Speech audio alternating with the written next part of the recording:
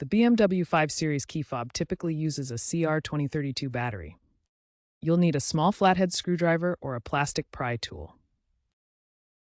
First, locate the seam on your key fob. For older models like the F10 or G30, gently pry it open. Newer G60 models might have screws, so check for those first. Once open, carefully remove the old CR2032 battery.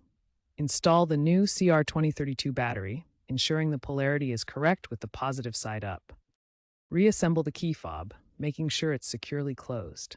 This process generally restores functionality, allowing you to unlock doors, start the engine, and use the panic alarm. Remember to avoid static electricity while handling the battery. After replacing the battery, test the key fob immediately to ensure it works. If the key fob doesn't work, cycle the key in the ignition to resync it with the vehicle. Always use a high-quality, fresh CR2032 battery for optimal performance. Using non-genuine batteries can cause intermittent issues.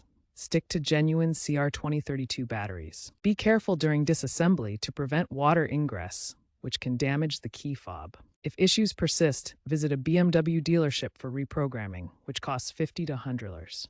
BMW is shifting to digital keys via smartphone apps, reducing reliance on physical key fobs. Dispose of old batteries through recycling programs to protect the environment.